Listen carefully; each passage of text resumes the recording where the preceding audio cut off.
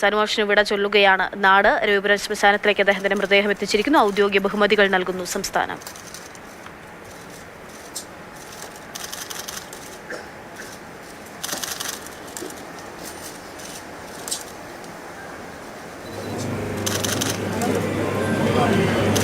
മന്ത്രിമാരും ജനപ്രതിനിധികളും ഒക്കെ ഉണ്ട് അവിടെ. അപ്പോൾ സംസ്ഥാനത്തിന്റെ ഔദ്യോഗിക ബഹുമതികളോടുകൂടി എല്ലാ ആദരത്തോടും കൂടിയാണ് അദ്ദേഹത്തിന്റെ സംസ്കാരം നടക്കുന്നത്. വിഷ്ണു പ്രകാശ് ഉണ്ട്. വിഷ്ണു, സംസ്ഥാനത്തെ സംബന്ധിച്ചിടത്തോളം, കേരളത്തെ സംബന്ധിച്ചിടത്തോളം, മലയാളത്തെ സംബന്ധിച്ചിടത്തോളവും ഒക്കെ സാനുമാഷ് നൽകിയിട്ടുള്ള സംഭാവനകൾ അത് വാക്കുകൾക്കൊക്കെ അതീതമാണ്. ഇപ്പോഴിതാ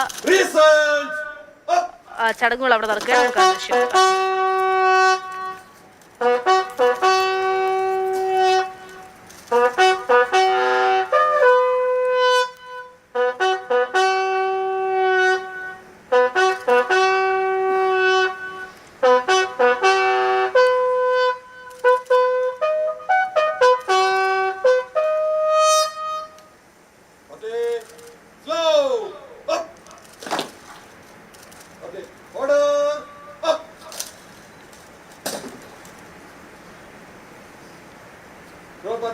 Left and right hand.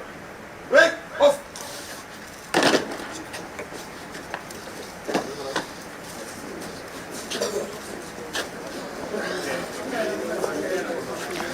Vishnu പ്രകാശാണ് വിവരങ്ങളുമായിട്ടുള്ളത്. Vishnu, നേരത്തെ സൂചിപ്പിച്ച പോലെ തന്നെ മലയാളത്തിന്റെ സാംസ്കാരിക സാമൂഹ്യ മണ്ഡലങ്ങളിൽ നിറഞ്ഞു നിന്ന് അദ്ദേഹത്തിന്റെ 98-ാം വയസ്സ് അടുക്കുമ്പോഴും ആ പ്രായത്തിലും അദ്ദേഹം സജീവമായിരുന്നു എന്നുള്ളതാണ്. അങ്ങനെ ഒരു മനുഷ്യന്, അങ്ങനെ ഒരു കാരണവർക്കാണ്, അങ്ങനെ പ്രിയപ്പെട്ട മാഷിനാണ് വിട നൽകുന്നത്. ഇപ്പോൾ ഔദ്യോഗിക ബഹുമതികൾ അർപ്പിച്ച് മൃതദേഹം അവിടെ നിന്ന് എടുത്തു അല്ലേ? ഇപ്പോൾ ഔദ്യോഗിക ബഹുമതികൾ, സർക്കാരിന്റെ ഔദ്യോഗിക ബഹുമതി ഇപ്പോൾ പോലീസ് സേന ആദരമർപ്പിച്ചു. ഇപ്പോൾ മൃതദേഹം ചിതയിലേക്ക് എത്തുകയാണെന്ന് പറയാൻ എടുത്തിരിക്കുന്നത് MA ബേബി. അതുപോലെ ഈ രാജ്യത്ത് തുടർന്ന മുതിർന്ന രാഷ്ട്രീയ, കേരളത്തിലെ തന്നെ മുതിർന്ന ആളുകളാണ്. MP ഗോവിന്ദനടക്കമുള്ള ആളുകളുണ്ട്. വിവിധ രാഷ്ട്രീയ പാർട്ടികൾ, എറണാകുളം DCC പ്രസിഡന്റ് ഷിയാസുണ്ട്. നേരത്തെ AC വേണുഗോപാൽ ടൗൺ ഹാളിൽ എത്തി ആദരമർപ്പിച്ചിരുന്നു. അങ്ങനെ സുരേഷ് ഗോപി ഇന്നലെ തന്നെ അവിടെ എത്തി സാനുമാഷ് ആദരാഞ്ജലികൾ അർപ്പിച്ചിരുന്നു. അത്തരത്തിൽ ഒരു രാഷ്ട്രീയ കക്ഷി ഭേദമില്ലാതെ ആണ് സാനുമാഷ് ഈ ഒരു നമ്മുടെ കേരളത്തിൽ ഒരു എറണാകുളത്തിന്റെയും കേരളത്തിന്റെയും മുഖമായി നിന്ന ഒരു വ്യക്തിത്വം. ആ വ്യക്തിത്വത്തിനാണ് ഇപ്പോൾ കേരളം ഇവിടെ നൽകുന്നത്.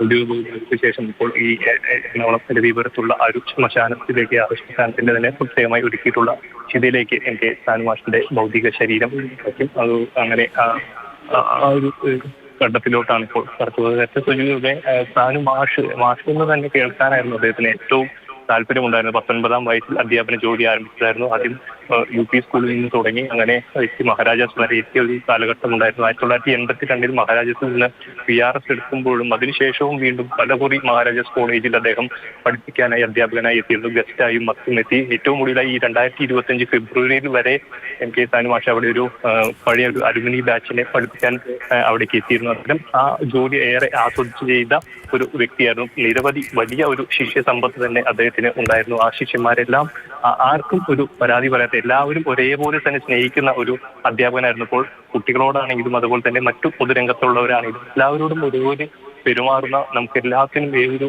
കാര്യത്തിനും ഓടിച്ചെന്ന് അഭിപ്രായം ചോദിക്കാൻ, അല്ലെങ്കിൽ അദ്ദേഹത്തിൻ്റെതായിട്ടുള്ള ഒരു പ്രതികരണം തേടാൻ സാധിക്കുന്ന അത്തരം ഒരു വലിയ എൻസൈക്ലോപീഡിയ ഒരു വിജ്ഞാനകോശം എന്ന് തന്നെ പറയാം. അത്തരം വലിയ ഒരു അറിവും സംസ്കൃതം എല്ലാം ഉണ്ടായിരുന്ന ഒരു വ്യക്തിയായിരുന്നു. ഈ അവസാന കാലഘട്ടത്തിൽ പോലും പൊതു ഇടങ്ങളിൽ നിന്ന് മാറാൻ ആഗ്രഹിക്കാത്ത, പൊതു ഇടങ്ങളിൽ സജീവമായി നിൽക്കണമെന്ന് ആഗ്രഹിക്കുന്ന, അല്ലെങ്കിൽ അത്തരത്തിൽ ഇരുന്ന് ഒറ്റപ്പെട്ടു പോകുമെന്ന് ഭയന്നിരുന്ന ഒരു വ്യക്തിയായിരുന്നു അദ്ദേഹം. അദ്ദേഹത്തിന്റെ ആഗ്രഹം പോലെ തന്നെ അങ്ങനെ സജീവമായി നിന്ന ഒരു കാലഘട്ടത്തിൽ ആ ഒരു അവസ്ഥയിൽ തന്നെയാണ് ഇപ്പോൾ ഈ ഒരു മരണത്തിലോട്ട് പോയിരിക്കുന്നത്. നമുക്കറിയാം 25-ാം തീയതി ആയിരുന്നു സാനുമാഷ് അവിടെ വീട്ടിൽ ഉണ്ടായി ഒരു വീട്ടിൽ തെന്നി വീഴുകയും അങ്ങനെ അസുഖത്തെ തുടർന്ന് ആശുപത്രിയിലായി. ആ ശസ്ത്രക്രിയ എല്ലാം കഴിഞ്ഞ് പിന്നീട് ആള് സംസാരിച്ചു വന്നു. എന്നാൽ അതിനെ തുടർന്നുണ്ടായിരുന്നുള്ള ആ തൊട്ടടുത്ത ദിവസങ്ങളിലെല്ലാം വീണ്ടും ന്യൂമോണിയ പിടിവരുന്നു.